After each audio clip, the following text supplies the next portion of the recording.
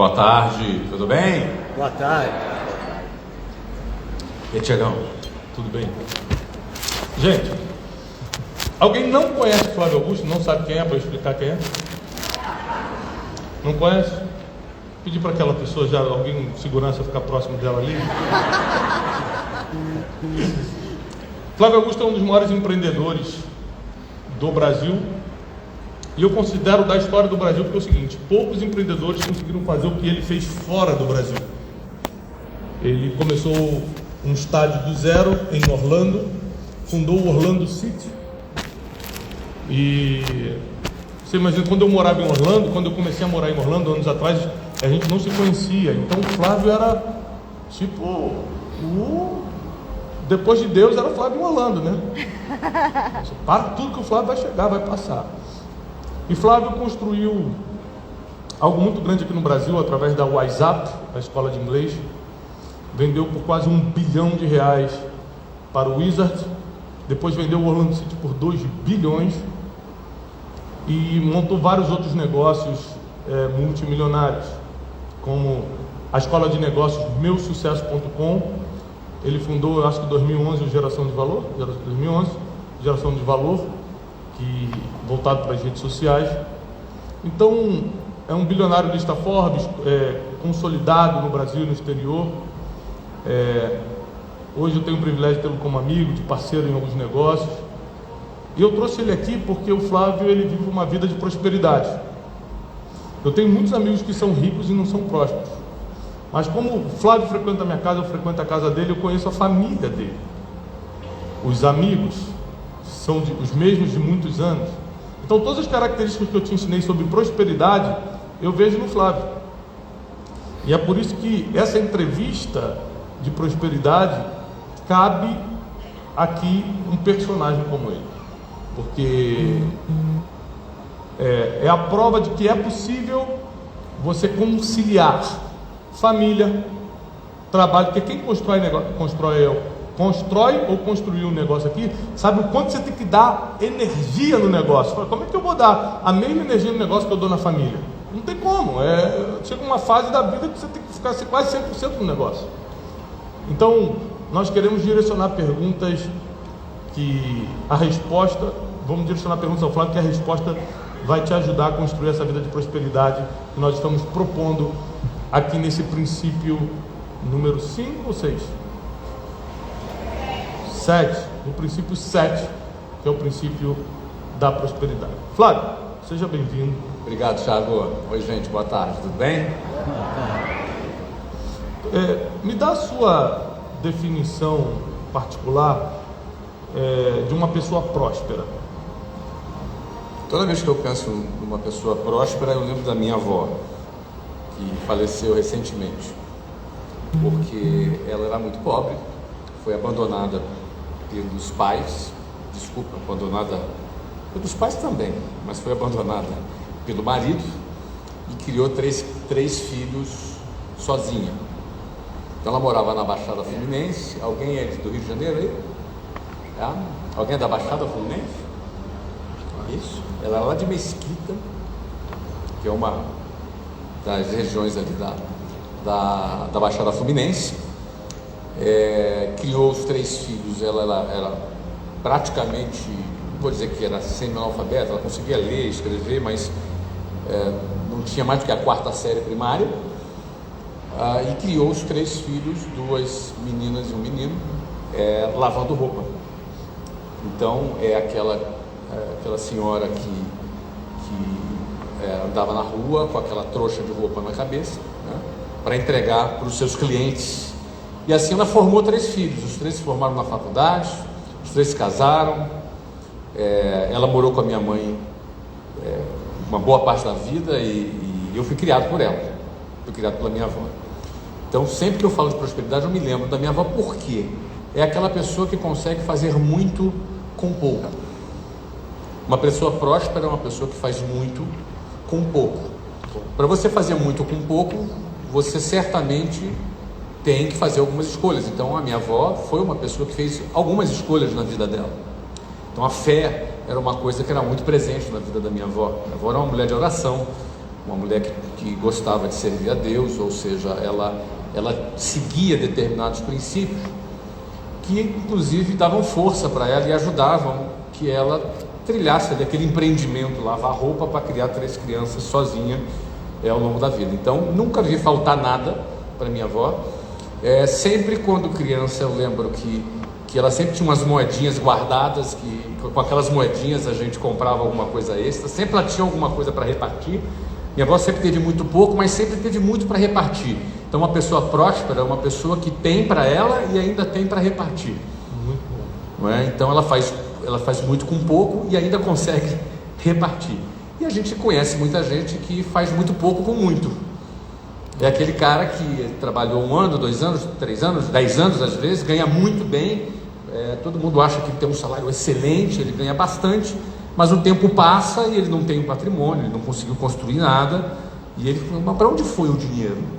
Nossa, eu ganhei tanto dinheiro, mas para onde foi esse dinheiro? Ou seja, é uma pessoa que faz pouco com muito. Então, acho que essa é a definição que eu gosto de dar. Excelente. E uma coisa que você falou que eu concordo plenamente, que eu ensinei para o pessoal antes, que a prosperidade não tem a ver com o dinheiro. O dinheiro faz parte da prosperidade, e essa definição de você conseguir repartir até quando tem pouco, eu acho que é a melhor definição para dinheiro dentro da palavra prosperidade. Então, onde é que entra o dinheiro dentro da prosperidade? É quando o que você tem, pouco, médio ou muito, você ainda consegue repartir. Que tem a ver com um princípio que a gente vai aprender amanhã, que é o princípio da generosidade. Um dos princípios mais... Aliás, o dia de amanhã é muito revolucionário. São 4 princípios que a gente aprende amanhã, muito fortes. E um deles é o da generosidade. Foi o que mudou minha vida, financeiramente, inclusive. Eu vou explicar amanhã para você. Mas começa com esse ato da prosperidade. Você entender que o pouco que você tem é muito para quem não tem nada. E quando você tenta reter o pouco que você tem, você acaba sem nada. E quando você compartilha o pouco que tem, você multiplica. Isso é uma conta que só a prosperidade entende. Interessante que você falou, Tiago, ainda falando da minha avó, ela gastou muito pouco com saúde, porque ela sempre teve muita saúde ao longo Isso da é vida interessante. dela. Ela acabou... Não conheço a história, mas já sei o que você vai falar, porque é a prova da prosperidade. Vamos lá, Não é interessante? Ela ficou doente muito pouco, então gastou pouco com remédio, gastou pouco com tratamentos, gastou pouco com várias situações, enfim. A minha avó morreu com 91 anos, não é? Morreu agora, faz 2, 3 meses. Então, você vê que no final das contas, a parte financeira ela vai acabar retratando outros aspectos, né? Porque às vezes a pessoa ela ganha bem, mas gasta muito com médico, gasta muito com saúde, gasta muito com outras questões, não é? É uma pessoa, quer ver outra coisa? Ela é uma pessoa sorridente o tempo inteiro, super sorridente. Só que a gente já falou de vida emocional, vida física, tudo que eu estava explicando para vocês antes. Minha avó é muito sorridente, sabe aquela velhinha sorridente? Sempre dando risada. Eu lembro da gargalhada da minha avó, sabe? Ela sempre sorridente. Eu nunca vi minha avó deprimida, por exemplo. Minha avó era uma mulher sempre com uma saúde mental interessante. Então acho que isso retrata isso aí, cara. Ou seja, prosperidade tem muito a ver com estado de espírito. E quando você tem um bom estado de espírito, você fica menos doente. Aliás, nós falamos sobre isso quando a gente falou sobre família, né? Quanto mais você ama e é amado, mais você tem anticorpos, mais você tem imunidade para resistir certas situações. Quando você sorrir, você fecha a porta da depressão, do medo, do pânico. Então, pessoas prósperas, com muito financeiramente ou com pouco, elas conseguem continuar felizes, não depressivas, ajudando as pessoas e crescendo em tudo que fazem. E outra coisa, pessoas prósperas deixam um legado. O Flávio hoje é um bilionário, está aqui falando um curso para centenas e centenas de empresários, empresárias, homens e mulheres de sucesso, e ele está contando a história da avó dele, que era lavadeira. Ou seja, é um legado o nome disso. Ele está contando a história dela, legado. E por quê? Se ela não tinha uma conta bilionária, mas por causa do coração próspero que ela tinha, a família dela, a sequência dela cresceu na terra. Então saiba que às vezes você não vai ser um bilionário, mas teu filho, teu neto vão chegar lá. Talvez você não vai ter a melhor vida do mundo que você sonhava, mas porque você começou agora a levar uma vida próspera, seu filho e seus filhos vão colher essa consequência.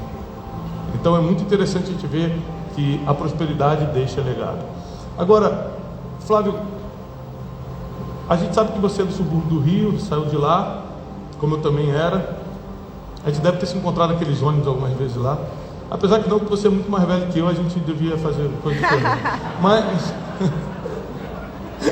era outra época. Você estava no Colégio Naval, eu estava no Jardim da Infância. Então, mas... Apesar de não parecer, é assim.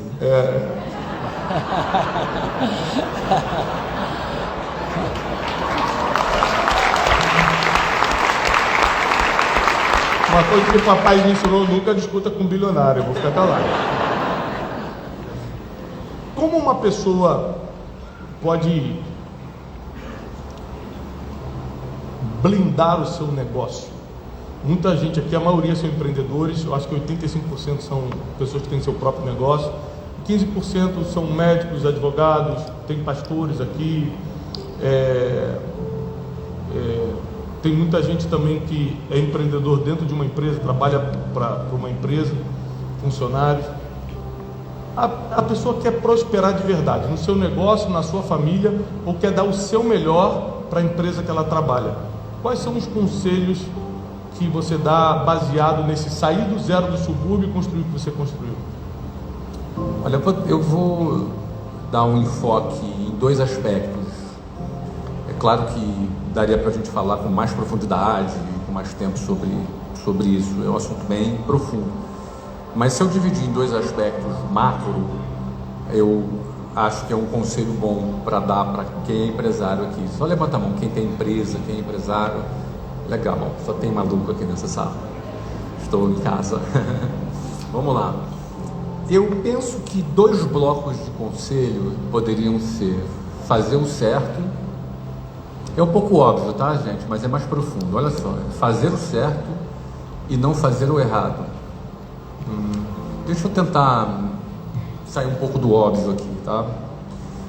O fazer o certo é muito mais complexo do que o aspecto moral do que é o certo e o errado. Mas, por exemplo, você ter uma boa performance de vendas é fazer o certo. Você ter um bom planejamento no seu negócio, você trabalhar e planejar e executar bem o seu negócio, é fazer o certo.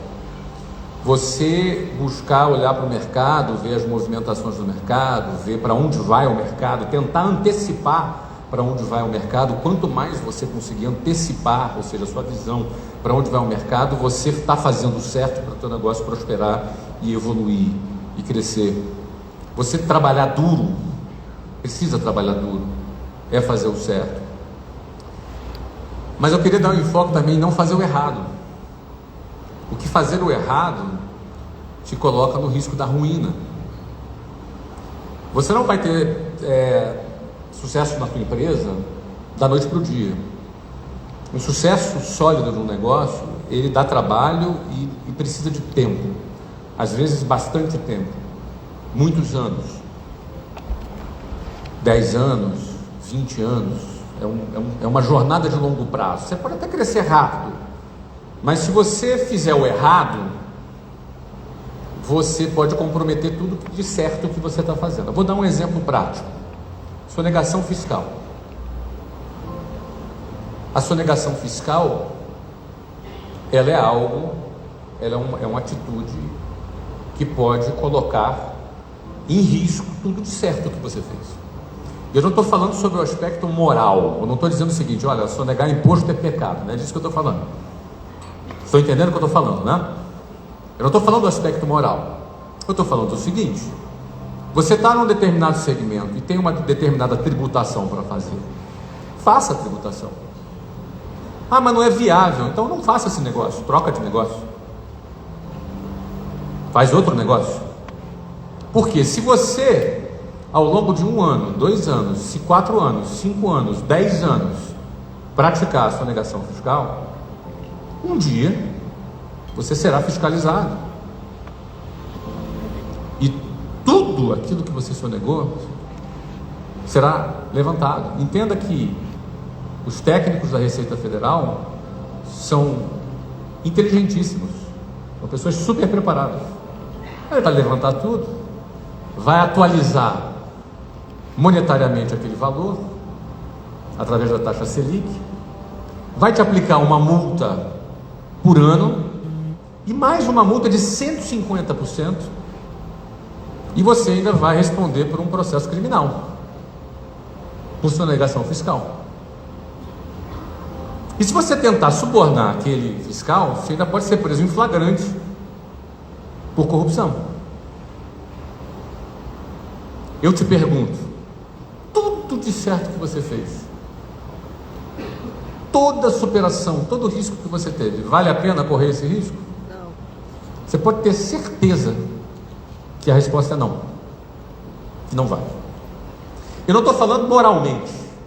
Se for falar do ponto de vista moral, dos princípios que o Tiago está ensinando aqui, você vai chegar à mesma conclusão. Eu estou agora falando matematicamente. Vamos deixar de lado os aspectos morais. Então, não fazer o errado vai te permitir prosperar ao longo de muito tempo. Outra coisa é não fazer errado. Não, você faz licitação, você trabalha com obra pública, você trabalha com algum aspecto público. Então, mas peraí, Flávio, mas aí não tem jeito de você fazer isso e não ter que dar o dinheiro para alguém. Não tem. Faça outra coisa. Ou perde o negócio. Porque se você der o dinheiro para alguém para fazer algum negócio, tua cabecinha no travesseiro já vai ter dificuldade de dormir em algum momento. E o que nós ensinamos um pouco antes do Flávio entrar é que a sua paz é muito cara para você negociá-la. Não vale a pena negociar a sua paz. Então está tudo corroborando. Então, para fechar o não fazer o errado, eu vou encerrar só com uma história rapidamente. Em 2012, eu estava numa coletiva de imprensa quando a WhatsApp foi anunciada como patrocinadora da Copa de 2014. Lembra que a Copa foi no Brasil? Então, a WhatsApp, empresa, ela foi patrocinadora da Copa no Brasil. Então, a gente participou de uma coletiva de imprensa, e essa coletiva de imprensa, ela tinha a presença de todos os governadores do Brasil, a imprensa toda, e a gente participou daquela coletiva.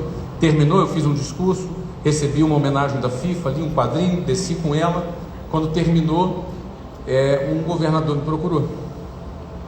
O governador me procurou, falou: olha, rapaz, a gente precisa trazer curso de inglês para todas as escolas públicas do Rio de Janeiro. Não, a gente precisa resolver o problema do inglês no Rio de Janeiro. Precisamos resolver, você é carioca, nós somos conterrâneos, está aqui meu cartão, estou à sua disposição. Era o governador Sérgio Cabral, que está preso até hoje. Não vou dizer para você que ele iria me propor alguma coisa errada, não estou afirmando isso, mas pelo currículo, algum risco existia. E não estou dizendo também que eu faria alguma coisa errada, mas às vezes você entra numa situação e você entra no embaraço, você entra na aparência do que a Bíblia chama de aparência do mal, você entra num embaraço, ou então você entra numa armadilha mesmo. Você faz tudo certo, mas no último dia, na hora de assinar, tem uma página a mais, uma cláusula a mais, ou você viu ou não viu, ou você cedeu e você caiu numa armadilha. Eu não entrei em contato, joguei o cartãozinho dele fora. Eu, pessoalmente, tenho uma coisa minha pessoal, que eu me afasto desse tipo de risco, porque para ter sucesso no longo prazo, para construir algo grande, não dá para ser no espaço de tempo pequeno, tem que ser no longo prazo. Você tem que fazer o certo, mas também você não deve fazer o errado. Então eu gostaria de dar esses dois conselhos. Bom, obrigado.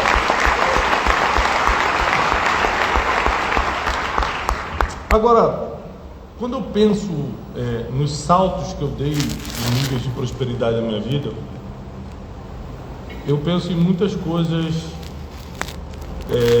que são referentes a conselhos, mentoria, direcionamentos. Eu lembro que na pandemia, que foi quando o nosso negócio mais cresceu, a gente passava horas no telefone, você me orientou em muita coisa, me aconselhou em muita coisa. Qual a importância? Porque cada pessoa que está aqui, eu fiz uma pergunta de quem faturava de 5, 10 milhões. Quem fatura 5, 10 milhões por ano? Levanta aí de novo. Levanta a mão, 5, 10 milhões, de 5 a 10 milhões por ano. Então, algumas pessoas que já têm um faturamento bom. Nós sabemos que tem empresas nossas aqui que a gente já acompanha no Destiny Mais, que faturam mais de 100 milhões. Mas tem gente que está começando. Tem gente que está faturando menos. E tem gente que está faturando bem e quer faturar mais. Apesar do dinheiro não ser a prova da prosperidade, o dinheiro ele consegue bancar muitos projetos que mudam a vida e a realidade das pessoas. Qual a importância da pessoa estar nos ambientes certos? Essas pessoas que estão aqui, dela estar debaixo de conselhos, como eu tive debaixo de conselhos de negócios com você e com outros grandes homens que me direcionaram. Qual a importância dela estar no ambiente certo, dela estar dentro de algo que direcione? Porque sabe o que eu paro para pensar? Quantas vezes eu fui numa conferência, eu fui num curso, eu entendi as coisas, mas eu não consegui dar sequência, porque você sai empolgado, mas depois na hora da prática você não sabe como é que é o dia a dia. Qual a importância disso na sua vida? Como você vê hoje o mundo dos negócios baseado em mentorias e em conselhos? Bom, deixa eu usar a mesma estrutura da minha resposta anterior. Tá. O ambiente errado atrapalha muitas pessoas, né? O ambiente errado. Você está num ambiente que te joga para baixo, num ambiente que... e às vezes o ambiente não é lugar, ambiente são pessoas também, não é? Às vezes você tem um amigo que é um amigo de infância, mas o cara só te joga para baixo. O cara duvida de você, o cara te... Enfim, ambiente errado é ruim, é negativo, atrapalha, cientificamente é comprovado o quanto o ambiente influencia e impacta no nosso comportamento, nos nossos valores, não é? Então o ambiente errado atrapalha. O ambiente certo, o que é um ambiente certo? Com pessoas certas, um ambiente propício, que tem uma cultura, por exemplo, quem é empresário, quem aqui quando começou o seu negócio foi chamado de maluco? Levanta a mão. Legal. Agora vou pedir o seguinte, eu vou perguntar, quando você responder, dá uma olhadinha também do lado, só para tu ver. Quem aqui, quando começou o seu negócio, alguém, algum amigo, algum parente chamou de maluco? Levanta a mão, por favor. Dá uma olhadinha, vai.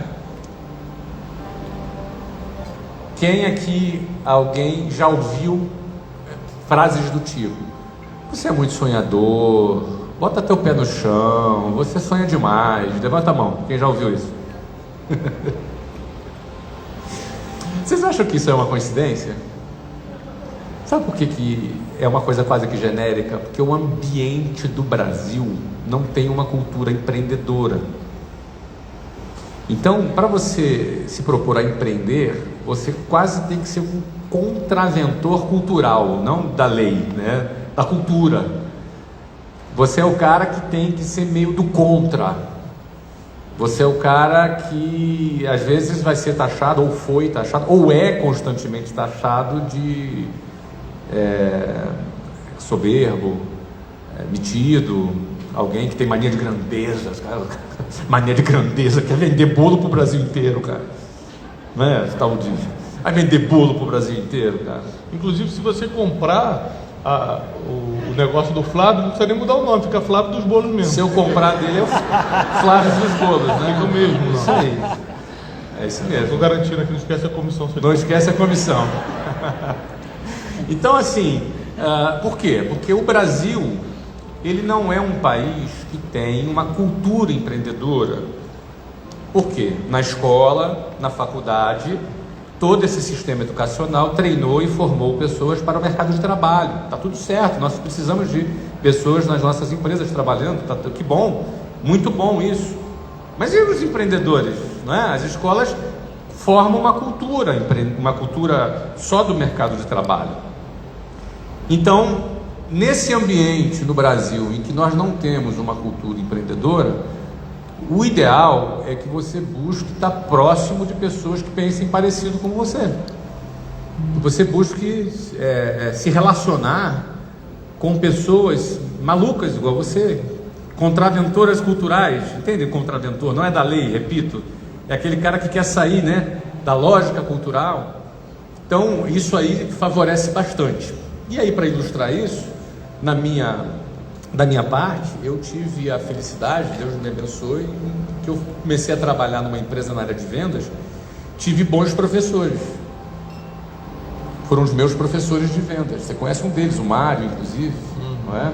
Eu tive bons professores, pessoas que quando eu tinha 19 anos de idade me ensinaram a vender, foram os meus tutores aqui naquele primeiro momento. Quando depois, num segundo momento, eu fui abrir meu negócio, eu já sabia desenvolver uma série de situações que eu aprendi. Se eu não tivesse aprendido ali, eu teria aprendido aonde? Não teria sido com os meus amigos de infância, não teria sido na vizinhança, nem com a minha família. As pessoas não tinham como me ensinar. Então você ter a possibilidade, número 1, de trocar ideias com semelhantes. Número 1, trocar ideias com semelhantes. Quem são os seus semelhantes? Pessoas casais como você, pessoas que estão começando seus negócios em outras cidades, começando seus negócios em outros lugares. Então, trocar ideias com semelhantes e você trocar ideias com quem já passou por onde você está passando. Também é interessante, porque você tem a chance de aprender com quem já passou por onde você está querendo chegar, aonde você está querendo chegar. Isso te possibilita ter novas ideias, novas estratégias. E uma outra coisa muito importante, evitar os erros, não é? Porque a gente aprende com os nossos erros, mas é melhor ainda se a gente puder aprender com os erros dos outros, né? Aprender com os erros dos outros dói menos e é mais barato, é ou não é? Então, eu, por exemplo, cometi muitos erros, bati cabeça, cometi erros com equipe, erros de expansão, erros na franquia, erros de crescimento, erros financeiros, que hoje eu não cometo mais. Então, quando você tem a possibilidade de ouvir também com quem está acima de você, você economiza tempo, você chega mais rápido, mais barato, porque você erra menos e dói menos também. Então, não está no ambiente errado, não é? E aí nesse ponto, às vezes é importante, deixa eu usar uma palavra mais amena, eu pensei a palavra eliminar, uma palavra muito forte, né? Mas você filtrar pessoas tóxicas do seu relacionamento, se possível, também é importante. Você, às vezes, mudar de cidade, às vezes é interessante. Mudar de bairro, às vezes é interessante. Mudar de vizinho, às vezes é interessante.